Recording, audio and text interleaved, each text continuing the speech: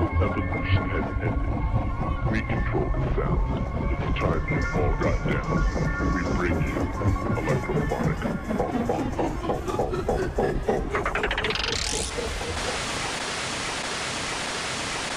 Why don't you guys introduce yourself? Like, I know you guys are locally here, right? Based out of Syracuse. So why don't you guys tell us a little bit about who you are, where you guys came from, basically. Yeah. Well, my name is Devin James Stewart. I graduated from Syracuse actually last year, and I live down in New York, and I work at a DJ and electronic music production school called Westcott. And John and I started playing together as Chemicals of Creation about a year and a half ago, with our first kind of big show is actually with Steve Aoki, and it's kind of like full circle a year and a half later. That was on the campus of school in a little room of like 300 people, and now it's kind of cool to be here with like 800 people sold out show. But yeah, I mean, I'm from Boston, Massachusetts originally. I've been a musician my whole life. My dad is also a musician. Started DJing around the age of 18 because couldn't get bands to kind of like hold up together and stuff. And met John in an audio production class, and we kind of realized that we had some similar interests, and we were here together over the summer that year. It was between my junior and senior year and his sophomore and junior year. And we started just hanging out during the summer, working on ideas, DJing for like 6 hours a day, and like 6 hours every night, just like staying up all night and playing music and having fun. And from there, we kind of progressed into the more serious kind of things that we're doing now. Playing Westcott a lot and going out to other cities around the area. This summer we had our first, that was our first like official show together at the waffle spot. Yeah, fucking waffles here in Syracuse. We threw like a little party together, and that was our first official debut together. Cool. So now you guys said you have played with Steve Aoki before. Mm-hmm. So what are you kind of like, how does it feel to play with, I mean, he's a huge name. I mean, he sells out pretty much at wherever he goes. How does it feel to be, kind of on that, again, to be on that kind of lineup with him? I think it's a lot of fun. I'm really pumped for it. It's really interesting to see kind of how he's gotten bigger, but also just how like the electronic dance scene or like just that whole electronic music has gotten a lot bigger. Because a year and a half ago or 2 years ago when he originally played, it was like 300 people in like the basement of this like university building. Like not that many people talking about it and stuff. But like now everyone's talking about it on campus. Like everyone knows about it. Everyone wants to go to it. So it's definitely going to be a lot of fun. Yeah, there's actually an article that I have on my wall at home. It's from the school newspaper, but it's like a picture of John and I, and there's this quote down the bottom that I didn't even realize I was looking at the other day before I was coming up here. And it was from me, and it was like, they asked me, what does this mean for electronic music in Syracuse or something, and we were kind of saying how we were really interested in seeing where the scene went from here. In a year and a half ago, and since September really of this year, we in Syracuse alone we've played with some of the biggest DJs in the world. Tiesto and Porter Robinson and Datsik and Zed's Dead and all these great artists that keep coming to Syracuse now because a year and a half ago there was kind of I don't know if it wasn't the kind of gateway into there was a lot of things going on in the scene already, but I feel like that show particularly was a big kind of catalyst in the Syracuse electronic music scene. Yeah, that's what I was going to say. I mean, you guys have gone to school in upstate New York. You know how it is. How do you think, getting, you guys coming out and, Steve Aoki coming out, getting the EDM scene in Syracuse, what is your opinion about, kind of where it is now? Where do you guys want to see it go? Maybe, tell us a little bit about that here, for central New York. Yeah, I mean, I think there is in kind of central New York area has always had this kind of underground reputation, and between Albany and Rochester, Buffalo, and Syracuse, there's been a lot of really great history here with the kind of arcade raves that went on and all the different kind of stuff that would go on from city to city, and now to have these kind of big commercially successful shows in the Westcott or at the Armory Theater in Rochester, or all these places in upstate New York, to have huge headlining DJs in these venues is something that people never thought would have happened 10 years ago. And I definitely think that it's progressing, and the sounds that people are willing to accept are progressing, and there's a lot more intelligent music that people are starting to accept more, and a lot more underground things that are getting a lot more exposure. So that's, for me, that's where I kind of like to see it go, because we have a lot of kind of other kind of musics that we really like to play and don't really get the chance because we're kind of nervous about the response that we get. Hang on one second. Alright. Now, you guys both recently graduated from college, right? This is still my senior year. You're still in I have like a month. Okay, so, you know, there's a lot of kids that are in college. Just like the EDM scene is huge across campuses. And, you know, what is your kind of like advice for, I know, you know, I graduated college 2 years ago. It's hard to kind of get doing what you really want to do. Do you have like any advice for kids that are like, you know, in college right now, or trying to kind of figure out what they want to do, like they want to break out into this scene, like any advice of what you guys have experienced?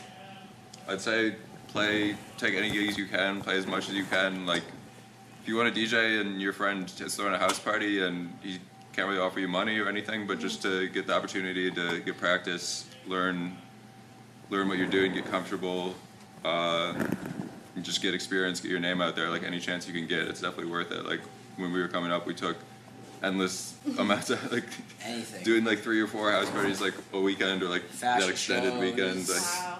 Things at the warehouse for design and technology, like parties, and we would do everything. And I think one of the things that was really successful for John and I was actually throwing our own parties too.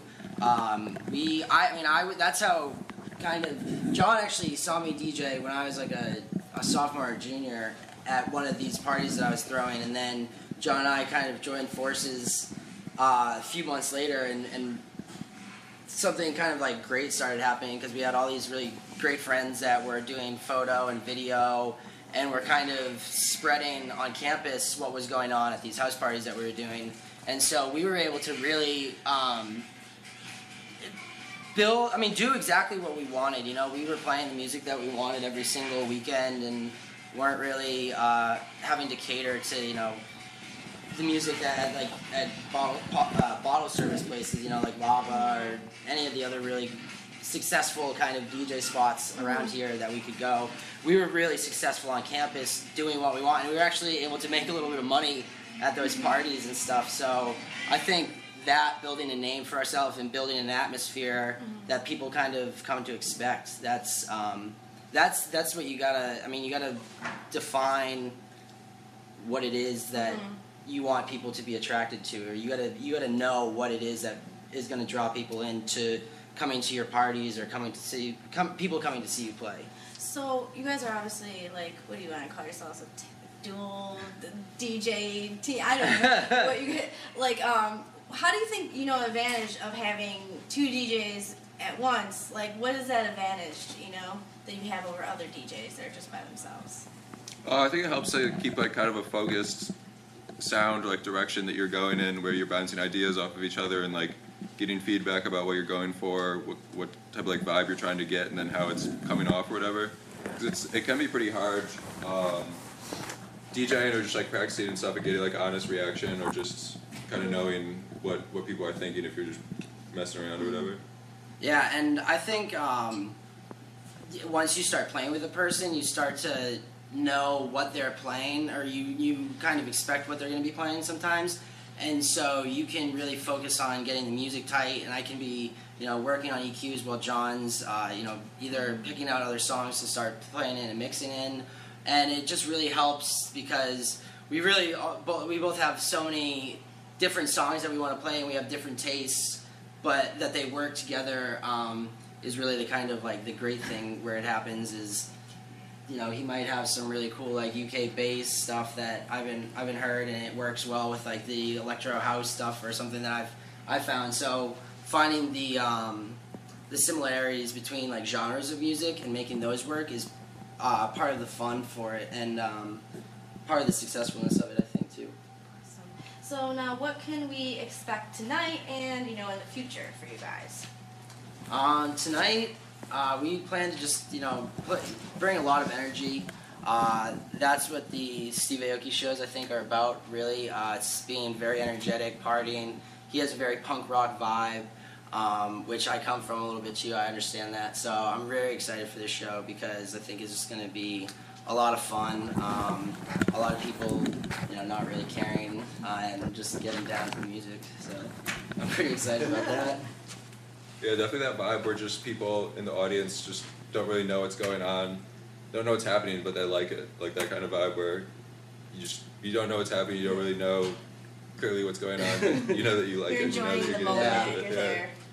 But what can we see for you guys in the future? I mean, after tonight, where are you guys going? What's coming up next? No.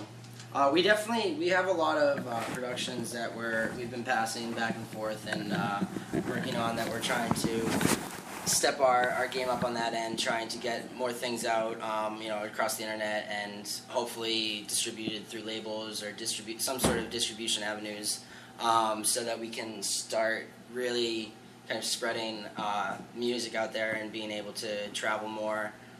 John's graduating soon, so he's going to be looking for a full-time job as well. So we're not really sure exactly. It's really hard to say what's going to be happening in the next month or so, but whatever happens, we definitely plan on passing things back and forth, and it's probably there's a chance that he'll be in LA and I'll be in New York, and we'll just be kind of passing productions back and forth and be playing individually as our own kind of solo things, but also for the special occasions, doing Chemicals of Creation shows and having that be like a special sort of occasion thing. Yeah, one more. What are you guys listening to right now? What's your favorite EP out or whatever? Personally, I've been listening to a lot of Night Slugs. You can see on the hat. It's like a really interesting blend of like the UK post dubstep stuff, like Baltimore club, hip hop, R&B, just like everything meshed together. But this kind of Blade Runner futuristic vibe on it. That's pretty interesting. Yeah, and I've been he's been getting me into that UK funky kind of UK based stuff that's out right now, Night Slugs, and also Jersey Club, like DJ Slink and J Hood, and really kind of into trap music right now for some reason, like Flostradamus and some Juicy J, but yeah, definitely that it's kind of like big bassy, airy, spacey kind of music. It's really it's like a next wave of music. I don't know. Space wave. Yeah, it's interesting stuff, and it's kind of like it meshes together a lot of kind of original electronic musics together, like a lot of really early style of genres. So it's really interesting because it's old but it's contemporary at the same time. So it's kind of cool to see those things cross over. Yeah, that's what's great about this scene is everything's constantly changing, and you can take things from the past, take things from the future. Yeah, no, it's really cool crazy. Because people are eager about the history and about the future of it, so they're learning about certain acts or certain sounds and the history of the music, which is really beautiful because people are actually starting to have a lot more respect for the music and develop it more and push it more. So awesome. It's cool. Twitters, Facebooks. Yeah, we always need that. Chem Creations on Twitter, but also, what is mine? Mine's _Devin James, @_ Devin James. And mine's at DJ Dr. Teeth, just like DR Teeth. Facebook, Chemicals of Creation, and highfivesworldwide.com, Chemicals of Creation.